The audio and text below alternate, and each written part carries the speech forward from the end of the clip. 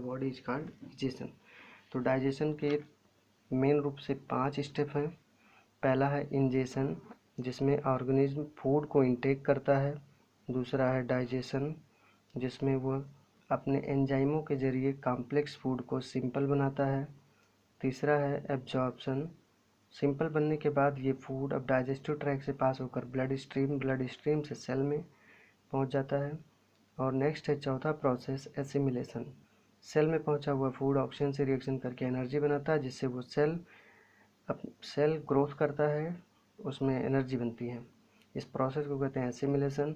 और जो भी फूड डाइजेस्टिव ट्रैक्ट में बचे खुचे रह गए हैं, जो बॉडी में एब्जॉर्ब नहीं हुए, वो वेस्ट के फॉर्म में बॉडी से बाहर रिलीज किए जाते हैं, और इस प्रोसेस को कहते हैं एसिमिलेशन। तो इस तरह से न्यूट्रिशन के स्टेप में मेन रूप से 5 स्टेप आते हैं: ingestion, digestion, absorption, assimilation, egestion. Next हमें पढ़ना है, पीछे कुछ टॉपिक छूटा हुआ था छोटा सा, जिसमें न्यूट्रिशन में पढ़ना है सबसे पहला। न्यूट्रिशन 2 तरह का, एक होता है ऑटोट्रॉफिक, दूसरा होता है हेटरोट्रॉफिक। ऑटोट्रॉफिक 2 तरह का। ऑटोट्रॉफिक मीन्स ऐसे न्यूट्रिशन जिसमें ऑर्गेनिज्म अपना फूड खुद सिंथेसाइज कर लेता है।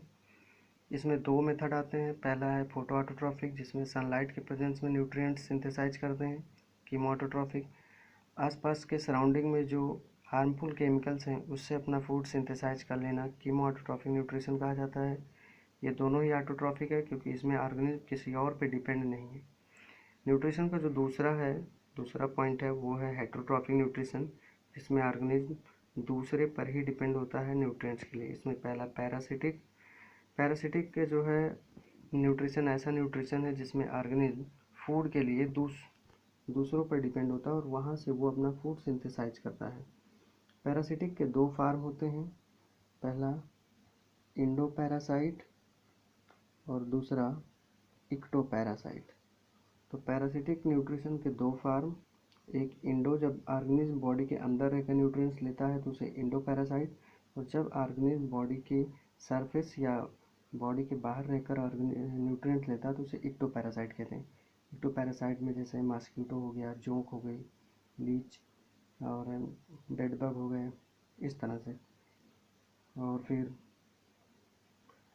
इंडोपैरासाइट में जैसे कि टीबी के बैक्टीरिया हुए और जितने भी एंटामीबा के डिजीज़ हैं ये सभी, और मलेरियल पैरासाइट हुआ, ये सभी बॉडी के अंदर रहकर न्यूट्रिएंट्स लेते हैं।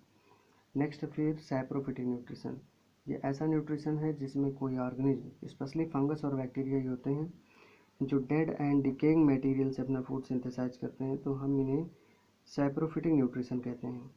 थर्ड नंबर पे आता है holozoic nutrition. Holozoic nutrition means ऐसा न्यूट्रिशन जिसमें ऑर्गेनिज्म सॉलिड फूड इंटेक करता है, जिसमें ऑर्गेनिज्म सॉलिड फूड इंटेक करता है। सॉलिड फूड का सेंस यहाँ पे कॉम्प्लेक्स फूड से है, जिसको डाइजेस्ट करने की ज़रूरत पड़ती है।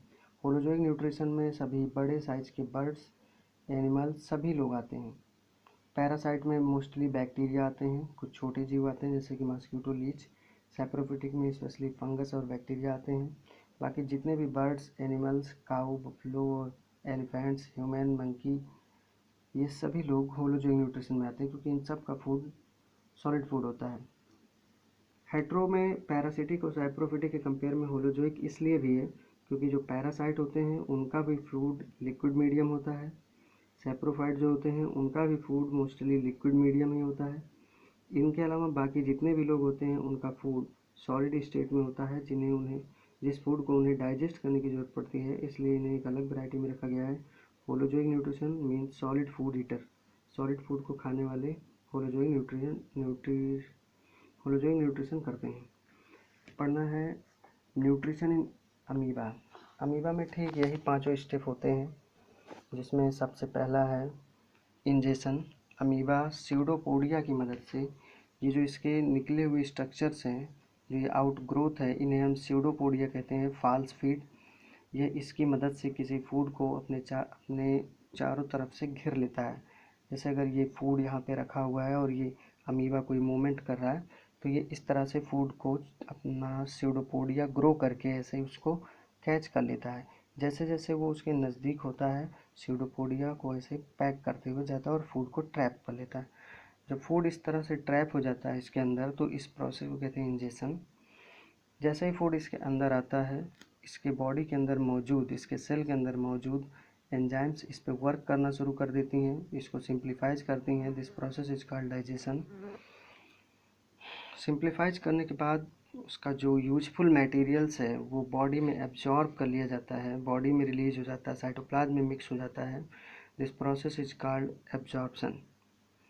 और इसके बाद अमीबा लगातार ऑक्सीजन भी इनटेक कर रहा है और जैसे ही वो एब्जॉर्ब किया हुआ फूड जो उसके साइटोप्लाज्म में है उस समय जब वो ऑक्सीजन एब्जॉर्ब करेगा तो ऑक्सीजन से रिएक्शन करके उस फूड का ब्रेक डाउन होगा और एनर्जी बनेगी, CO2 बाहर रिलीज होगा।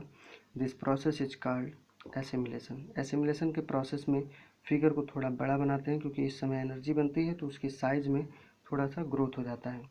उसके बाद जो बचा हुआ फूड था, जो इस एब्जॉर्प्शन के बाद बच गया था फूड, ये रिमेन्स है, वो फूड अब धीरे धीरे साइटोप्लाज्म की तरफ से मूव करके सरफेस की तरफ आता है।